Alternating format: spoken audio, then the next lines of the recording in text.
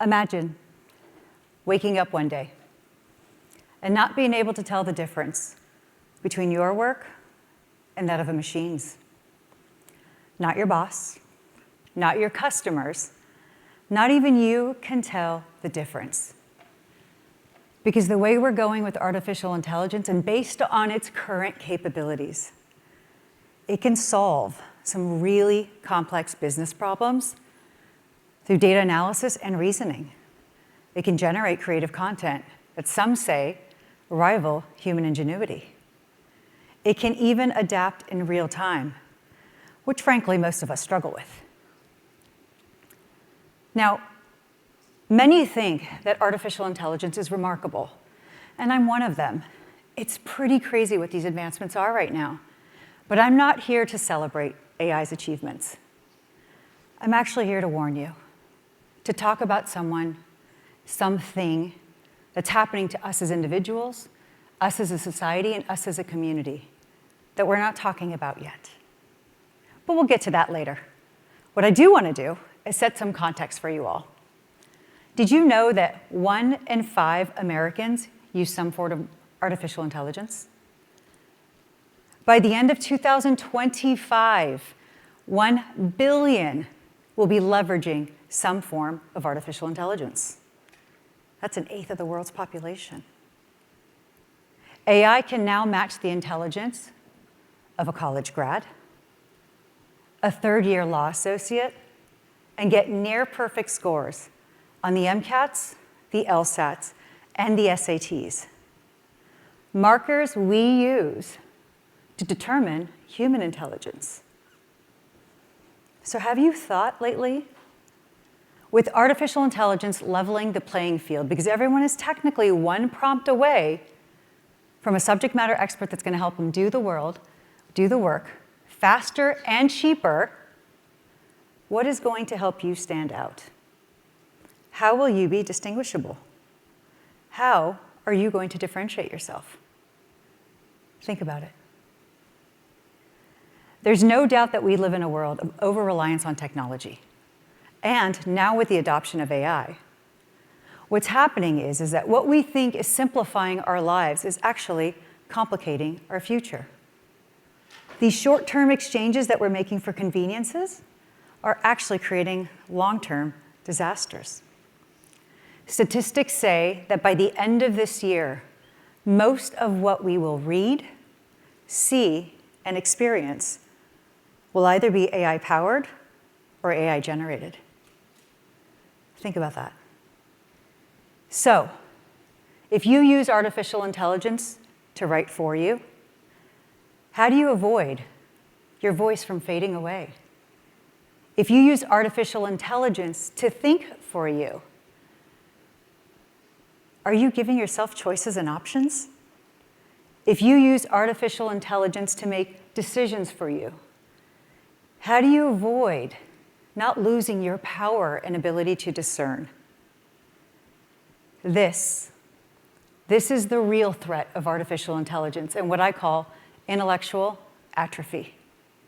The slow, sneaky, silent erosion of our ability to think deeply, think critically, and think independently. The very things that are needed for us to stay cognitively strong and with mental dexterity. The things that power our ability to create, invent, and solve problems. And if we don't course correct ourselves, we are going to experience intellectual weakening while the machines experience intellectual strengthening. My name is Sol Rashidi, and I was the world's first Chief AI Officer appointed nearly a decade ago. I've been both a practitioner and a C-suite executive, and I've worked with some wonderful brands and Fortune 100 companies.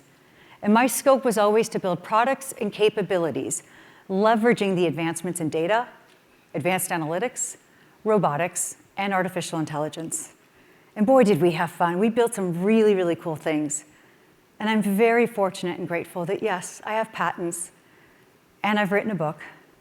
But the best part of it was, I was there when IBM launched Watson, and we took it to market the first product the world had ever seen in the workforce.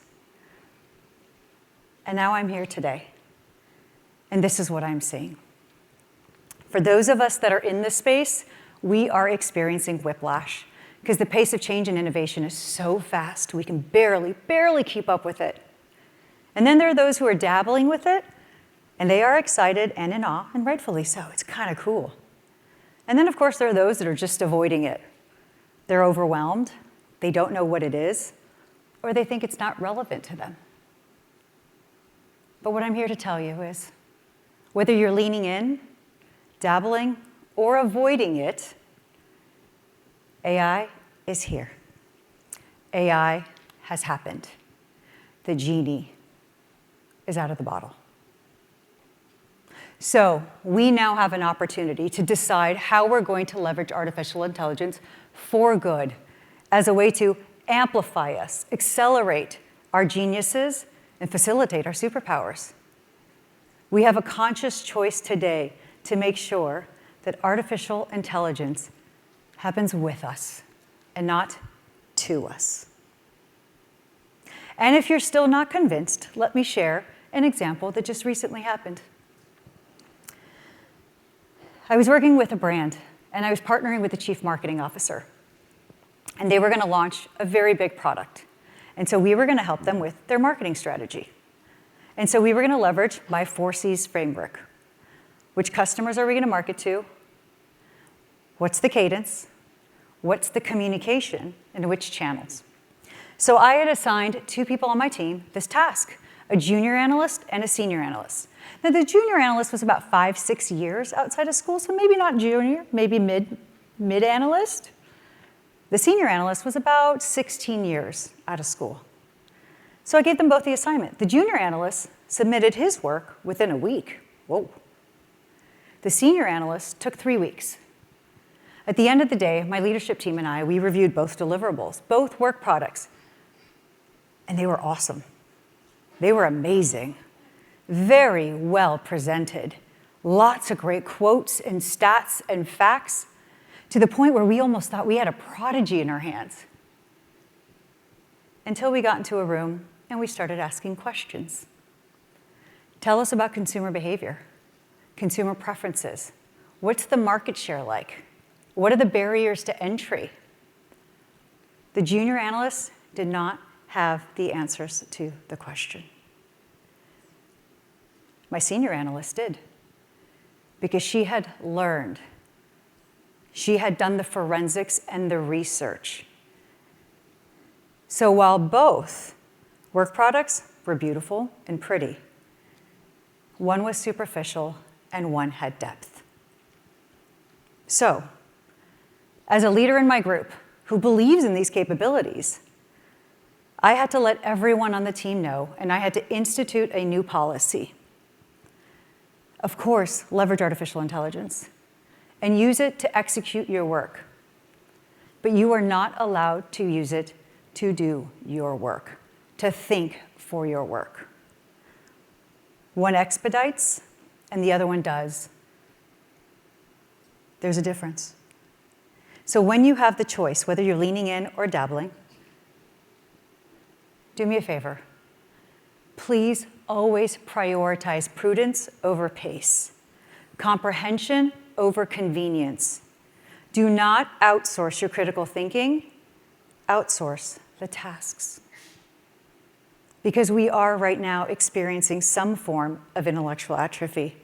And the real threat of artificial intelligence is that slow degradation and our ability to think creatively, our craftsmanship, our comprehension, and our mastery. So what do we do about it? First, master your craft. No shortcuts and no superficial knowledge. Because your future in the workforce in the next 3 to 5 years depends on your ability to leverage artificial intelligence while knowing your space and field. That's where the magic happens.